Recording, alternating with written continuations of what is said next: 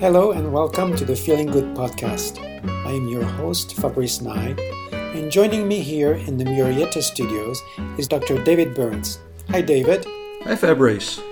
Dr. David Burns has been a pioneer in the development of cognitive therapy, and he is the creator of the new team therapy. He is the author of Feeling Good, which has sold over 5 million copies in the United States and has been translated into over 20 languages. He is an emeritus adjunct clinical professor of psychiatry at the Stanford University School of Medicine. Welcome to episode 124 of the Feeling Good podcast. Today we have part 2 of the 10 common errors that, actually the second 10 most common errors that therapists make. Before we start, could you briefly also give us some housekeeping information, like upcoming workshops and so on? Thank you, Fabrice. And by the way, if any listeners are overseas and wanting some therapy and they can't get this in India or Japan or China or France, what should they do? Would you be available? I would be available. Email me, fabrice@life.net. My address should be in the show notes. Fabulous. Thank you. I think we have like 20 people listening to us in France. Yeah. We need to increase that Well, number. at least one of them's got to be depressed. I don't know. Well, they've got those great French croissants. That's enough to make anyone happy. Croissant with orange marmalade and butter, a cup of coffee in the morning. So anyway, I have a workshop, and I'm not even sure when this will be published, but February 10th, a one-day workshop with my 2019. February 10th, 2019. Yeah, 2019 on ending habits and addictions. Yeah. And you can do it, come to the workshop. It's sold out in person, but we still have a few slots available online.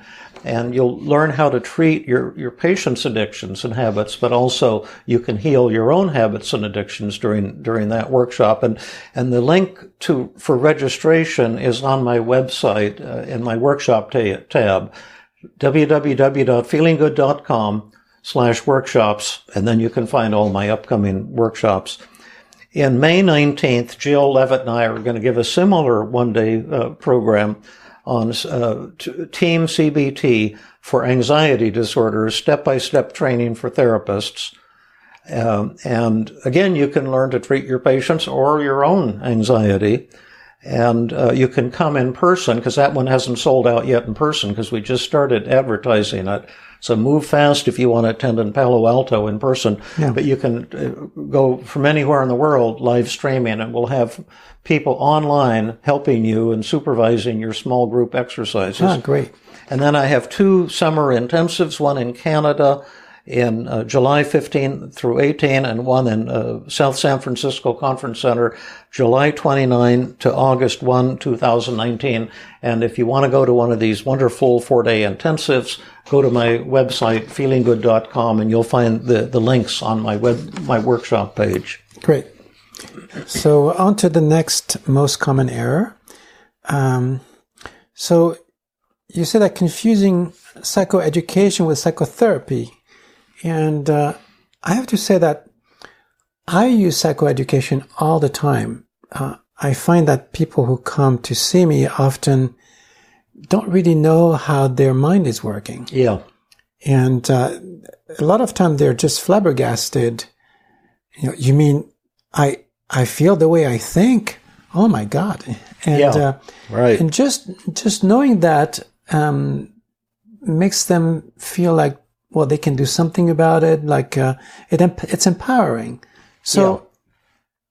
And of course, I'm all for that. I wrote Feeling Good, and I've written so many psychoeducational books for the general public. And sometimes, research has shown that they can have a real mood elevating effect. So I don't mean to knock psychoeducation, but it's not the same as psychotherapy. It can be a part of psychotherapy, but you need much more than that.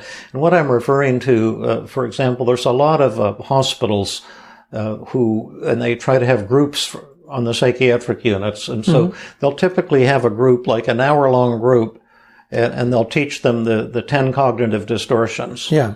And that's useful to people, but it's not psychotherapy. in the sense that just finding out about these distortions isn't going to cure anyone of a troubled marriage or a suicidal depression or a drug addiction or whatever, or a panic disorder. You need much more than just that. But I think people are looking for something simple that they can do that isn't too hard to learn as a teacher or as a therapist.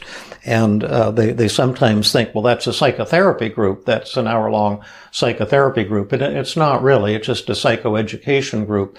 For therapy, you have to find out what the person is thinking. What are the thoughts that are making them feel worthless or panicky or angry?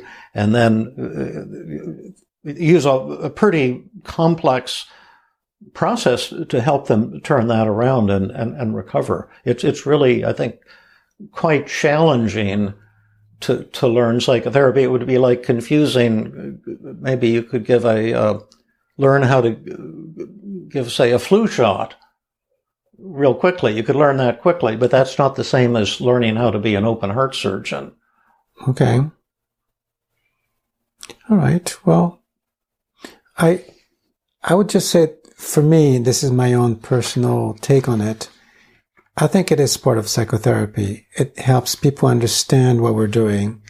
And for me, it kind of moves the process along. Yeah, it creates a structure. Yeah. Yeah. You're right. The understanding is vitally important. And we have so much fabulous psychoeducation within team therapy, even within the old cognitive therapy. And those insights, those discoveries can be mind-blowing. Even when I was running the Stanford inpatient groups, just handing out my list of 23 common self-defeating beliefs and have them circle, like perfectionism, perceived perfectionism, approval addiction, achievement addiction, brushfire fallacy, just having the patients circle those things, they thought, oh, this is tremendous. I didn't realize that I'm upset because I have perceived perfectionism or perfectionism or something. Yeah. So I wouldn't want to minimize the value of that.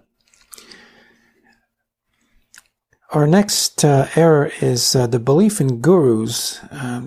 So, a guru in psychotherapy being somebody who starts a school of therapy, like, let's see, team?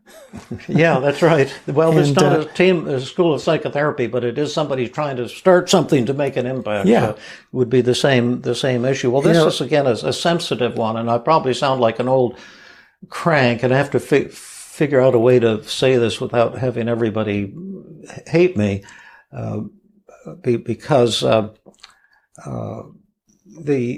used to really admire Albert Ellis because he was honest. He didn't steal from other people, and although we didn't have much interaction, what I saw of him I really liked. He was a cranky guy. He was eccentric, but he was fantastic, and he made beautiful contributions. And because I always sang his praises, whenever I'd attend a banquet that he was at, they'd seat me next to him because they knew he liked me because I was always praising him. And he was a character. I really loved him. He was fantastic. He was very limited in a way. But he did this one thing really, really well. But he used to tell me that he had known personally most of the famous names in the 20th century psychiatry and psychology. The really famous people, the Fritz Perls, who was the empathy guy? Carl Rogers and Rollo May. Yeah, all of those guys, including the ones that were famous at that time. And Abraham Maslow. And the people even now who are big name people. And he used to tell me, David, they're a bunch of crooks. They're a bunch of sociopaths. They're sick puppies. And he would tell me about like the horrible things that the various ones had done. And he was really good at seeing through people. At first I was really shocked to hear that they were narcissistic and exploitative and dishonest and trying to deceive people with their data, stealing from other people, just nasty. But as I reflected on the ones that I have known, I began to see it was ringing true. And I can see in myself too, I have narcissistic tendencies that get me into trouble sometimes, and I try to fight against that as hard as I can. Sometimes successfully, and sometimes not very successfully. But it just you must have had a difficult childhood. Yes, I did, as a matter of fact. But it's a shocker because people idolize the people who, like, if you're in DBT, you'll idolize the person who started DBT. If you're in EMDR, you might idolize the person who started that. If you're in cognitive therapy, you might idolize a Beck. Or if you're rational emotive, you'll idolize an Albert Ellis, and on and on. And you see these people in this very positive light, and they're generally very charming and very effective at making themselves appear like a wonderful person, but often they have a slimy underbelly that's pretty unattractive. But people don't like to hear this because it sounds cynical, it sounds holier than thou, it sounds petty, it sounds mean-spirited. But I say it because I think, A, it is true, and B, it's important. And that's why I think we should not have schools of therapy based on the work of the gurus, although they all had important contributions in spite of their narcissism.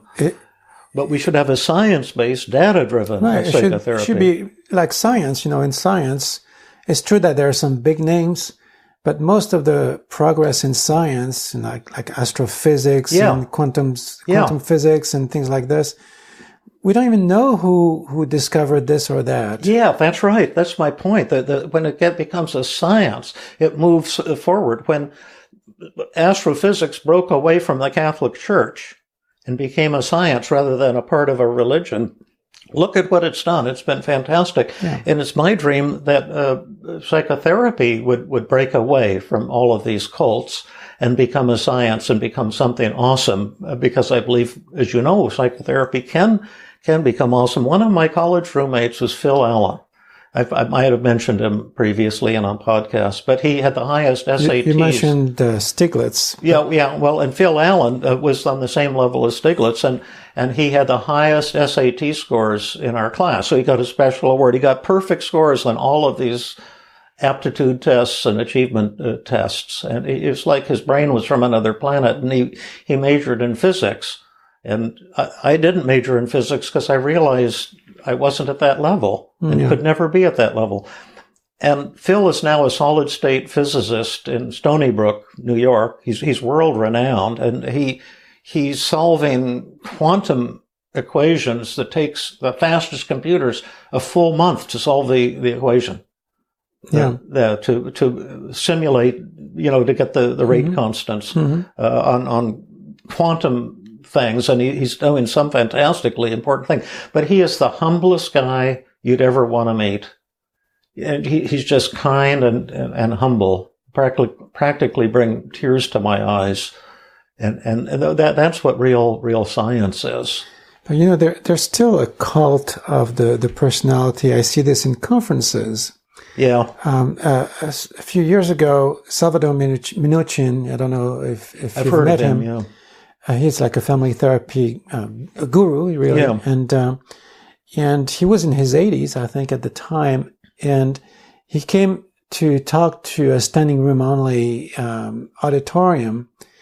And he said, he had like this accent. Well, there's quite a bunch of you here. You're coming to see me here because you're from Gonna Crook. Yeah, that's good. That's funny. Yeah. All right. Next one is we're back on the scientific thing and the statistical thing, the backward statistical reasoning. Yeah, this is something my wife turned me on to when she was doing her PhD in clinical psychology, and there's a name for it, but I can bring it to life for you. The way it works is this. See, therapists, there's something called the clinician's illusion, where therapists reason from what's in front of them, and they come to wrong conclusions because of that. So let's say you're treating patients with borderline personality disorder. This is one of the most severe disorders, and it's a form of depression but it's also associated often with patients who are manipulative. They do self-mutilation. They make frequent suicide threats, and that can be very disturbing to therapists to learn how to work with them skillfully and effectively. Well, something like, 50% of them or 60% of them will say that they had childhood sexual abuse. And so therapists almost universally conclude that childhood sexual abuse causes borderline personality disorder. If you work with patients with multiple personality disorder, 99% will say they've had sexual abuse. So isn't that kind of like the reverse of the one we talked about last time, the theory? Yeah, it's that type it's that type of thing, but this is a little bit more precise because you see you can actually calculate the causal effect of childhood sexual abuse on borderline personality disorder just by looking at the incidence of both in the population. Yeah. And I don't know the precise formula, but it's intuitively simple to grasp. It's something like the number of people in our culture who have childhood sexual abuse is about 100 times greater than the incidence of people with borderline personality disorder. Yeah. And so what that means is that only 1 in 100 people who have sexual abuse develop borderline personality disorder. And so the correct conclusion is that borderline personality disorder is practically never caused by childhood sexual abuse. Yeah. And that there are other factors, let's call them unknown factors for the moment, that are really, really causing it. And I just think that's a fascinating thing because therapists don't know this. And they think that, they can reason from what their patients are telling them about the causes of things. And then what makes it even worse is that when they hear that childhood sexual abuse is not an important cause of borderline personality disorder or multiple personality disorder or whatever, they get angry and defiant because they don't want to have their belief challenged. The time I heard this spelled out fantastically was that radio show from Berkeley that I was on once, and you've asked me to get on it again. It's a public broadcasting radio show on kind of critical thinking. There's some guy up there. He's really brilliant. I think you know who he is. You're thinking about Hidden Brain? Yeah, I think. And Shankar Vedantam. I heard one of his podcasts on this, the research and just completely debugging these favored psychological theories. Are you familiar with the research on ACEs, adverse childhood experiences? Only one study I read. There's one here. Tell us what you're familiar with. So they have shown strong correlations between adverse childhood experiences, and those are, I don't know exactly what the list is, but childhood neglect, trauma, poverty, living in low socioeconomic areas and things like this. And there's a strong correlation between ACEs, correcting for all other factors, with diseases like cardiovascular diseases, mental illnesses, of course, lower earnings, and one of the factors that they have shown to be a great mitigating factor is early childhood education. So if you can send your child to preschool, kindergarten, it makes an extreme difference. Oh, that's fascinating. That's great. I love that, Fabrice. I have one here. It says several studies have shown that a diagnosis of borderline personality disorder, I'm quoting from a published study, is associated with childhood abuse and neglect more than any other personality disorders. To look into this, it says Whittam and collaborators followed 500 children who had suffered physical and sexual abuse and neglect and 396 matched controls, in other words, children who didn't have neglect, and they observed that the presence of a risk factor, such as adverse childhood events, was not necessary or sufficient to explain the reason why some individuals develop borderline personality disorder symptoms in adulthood, whereas others did not. And I just love this kind of research because it keeps us humble and keeps us from jumping to convenient conclusions that fit our preconceptions. But the study that you quoted would seem to be leaning in the opposite direction. So I think we say there's kind of an open book on this. But except that the results of adverse childhood experiences are not that specific. It's not just borderline personality disorder, but it's a host of mental problems. Yep. So you could say that maybe it creates a more fragile person who is then more likely to be the victim of one of those illnesses. Yeah. But which one it is could be completely random or dependent on other factors. Yep. We have two more, right? Yes. So here's one that's about mental disorders, since we're talking about mental disorders, and it's the belief in mental disorders. So we just talked for 10 minutes about borderline personality disorder. Yeah. And do you not believe in it? Okay. Well, this is great. And the question here is: do mental disorders exist? Yes. Just to give it catchy, I'll probably put that in the title for the show to attract attention. Thomas Sawes, who I'm sure you're familiar with, wrote a book, The Myth of Mental Illness. It must have been 30, 40 years ago, I would think, or more.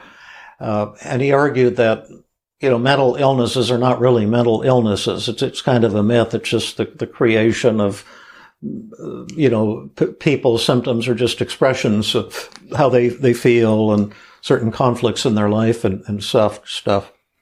And I feel that there is some truth and some error in Sawes's position. I think I think he went too far, and I think that most of what's in the DSM is just made up disorders, and I'll explain why in a second. But there are at least 3 or 4 true mental illnesses that are based on abnormal brain tissue of some kind, and one would be schizophrenia. Is distinctly different, where people are hallucinating and having delusions. It's not a variant of normal human experience. It's a true and tragic mental illness. There's some derangement in the neurons and how they connect in the brain, and hopefully one of these days we'll get the cause of that. They may be getting close to the cause of it, and maybe even find a cure or a way to prevent it. But it's horrible. It's a real mental illness. Bipolar 1, the full-blown manic depressive illness where people get high and psychotic. If you've ever seen that, that's a true mental illness. Of course, Alzheimer's disease is a true brain disorder, and the pathology is becoming quite clear. But most of what's in the DSM are just made up things. For example, I often ask audiences, how many of you worry about things from time to time? And pretty much 100% of the hands go up. And then I say, how many days of continuous worrying do you have to have, according to the DSM, to have the brain disease called generalized anxiety disorder? And then generally, if you have 200 people in the audience, no one will know. And there's only one criterion for that disorder in the DSM, and it's the most common anxiety disorder or psychiatric disorder in the world. Is just worrying. It's called generalized anxiety disorder. And the criterion is you have to worry about 1 or 2, at least 2 things, more days than not, for at least 6 months. So on midnight of the day that it comes 6 months of where you have a brain disease, you didn't have 5 minutes earlier. Well, that's just nonsensical thinking. There is no such thing as generalized anxiety disorder. What psychiatrists do is they're just taking people who worry the most. See, it's a bell-shaped curve. Some people are happy-go-lucky, and they rarely worry. Then there's a mound in the middle, the average worrying that people do. And then up toward the top, you've got the people who are the 15% top of the worrying group there. They worry more than 85% of the population. Then psychiatrists say, we'll call that generalized anxiety disorder. And then we can tell people they have a mental disorder and we can treat it with pills. That's the whole logic behind the thing, but it doesn't exist. There's no such thing as generalized anxiety disorder. And that's true of, I would say, 90% of what's in the Diagnostic and Statistical Manual of Mental Disorders, well, DSM. I think there may be a little bit of a misleading argument in what you're saying, because you seem to say that the fact that the 6-month duration is the problem there. I don't think that's the case. Like, for example, for PTSD, you need to have the symptoms at least 4 weeks after the traumatic event happened. That makes perfect sense to me. Now, why 4 weeks rather than 5 or 6? That's, splitting hairs. But if the symptoms happen and then disappear, it's not PTSD. Meaning you don't have any persistent, flashbacks or remaining trauma sequelae. So there's a reason to have a particular duration. Well, I'll tell you, that's a great point that you make. And what the original criteria were, you see, this was not developed as a clinical tool, the DSM originally. Right. It was developed as a research tool so people could select, if you want to do research on anxiety, on worrying. Yeah. So we can have research criteria to select people at a very high level of severity, so then others can try to replicate our research. Yeah. But what happened over time, we instead of saying people who are severe worriers, they began to use the noun language that they have a mental disorder. Yeah. And that's where I have a bone of contention. Yeah. You could have a DSM based on continuous variables, not dichotomy things. See, a dichotomous variables where you have it or you don't have it, exactly. And then you have to create a totally arbitrary cutoff point so you can make your diagnoses. Yeah. And I would prefer, and I think it would be vastly more powerful for research and vastly more effective for clinical work, is simply to be able to tell people, oh, you have a lot of social anxiety, you're very shy. Or you do a lot of worrying. Your score on the worrying test is up at the high range, and we can work on that and help you get over your worrying and become more peaceful and confident if that's what you'd like. But we're treating symptoms, not mental disorders. Okay. Well, and I would also say that here this isn't necessarily the commonest therapeutic error either, because non-MDs are less likely to assign these diagnoses and believe they're real. They're, trans-diagnostic therapy, which is a big mushy word that simply means treating people for where they're hurting rather than treating so-called disorders or diagnoses is very popular now. And I would say it's probably more among psychiatrists where you see the belief in the mental disorders. But I would say SAWS was like 80% correct. Most things that are called mental disorders are myths, but it's not entirely the case. Which brings me to the next one. And the final one? Which is ignoring a diagnostic evaluation. Right. So if there's no disorders, why even diagnose them? Exactly. Now Burns is talking out of both sides of his mouth. Well, this will be partly a commercial message as well. But since I was trained in research, psychiatric research, before I even went into clinical practice, mm-hmm. I had to do a lot of diagnostic interviewing, and I always hated it because we had to go through these structured interviews to assign diagnoses so we could publish research articles in scientific journals. And it took 2, 3, 4 hours, and it was just a miserable experience. But I always felt it was important to know what my patient's suffering was. What are all the so-called disorders they have, whether or not you call them disorders. If a person has had trauma and has the symptoms of PTSD, you want to know that and treat it. And if someone's depressed, you want to know that and treat it. And so what I came up with for my own solution is I worked about 10 years of research at Stanford, I would say, developing what I call the EASY diagnostic system. And it's a survey you can give your patients at the initial evaluation to take on their own. They can fill it out in less than an hour on their own, and they hand it to you. And it automatically diagnoses 50 or 60 of the most common DSM so-called disorders as not present, possibly present, or definitely present, and definite mild, definite moderate, or definite severe.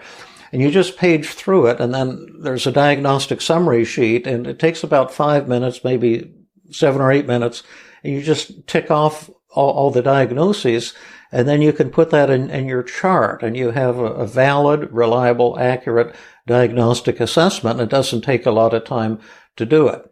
And I think that is worth doing, not because you're diagnosing all these mental disorders, but you're finding out the different patterns of suffering that the patient has. And so typically most patients will have at least one mood disorder like depression, like a major depression or chronic depression, so-called dysthymic disorder.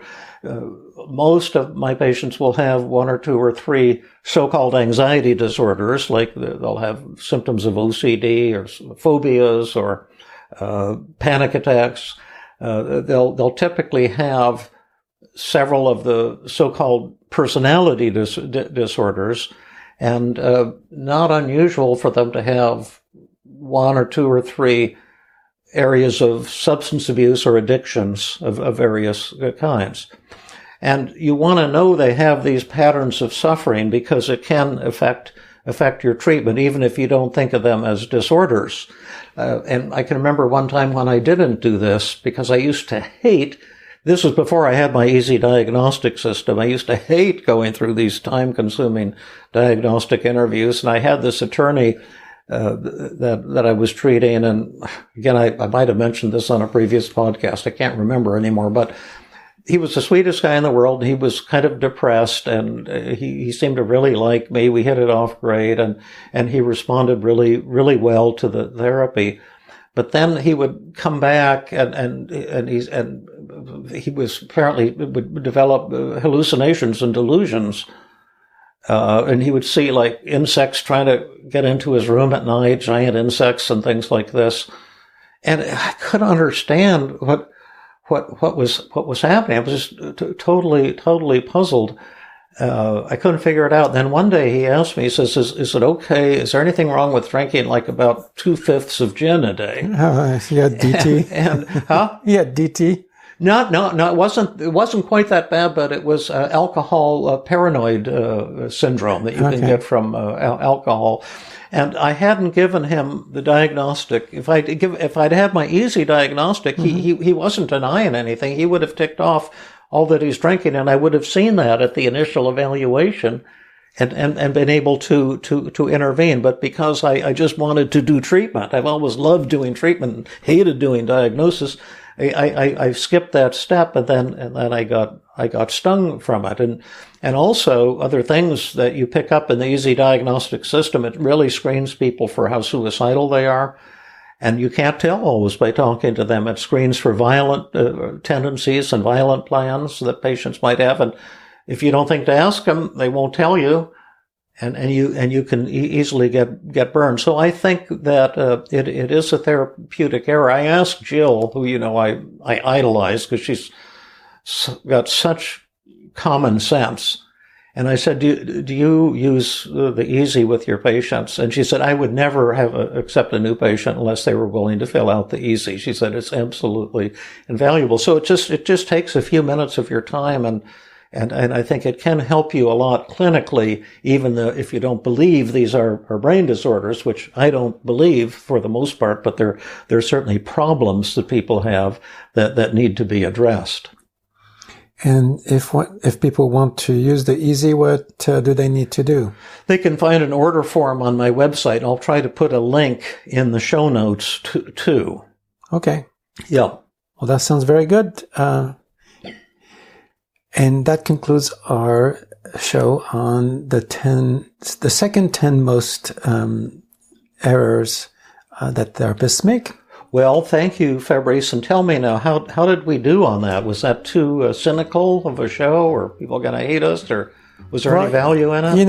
I think we make waves every time, and so just better get used to it. Okay, great. Thanks. All right. Thanks, David.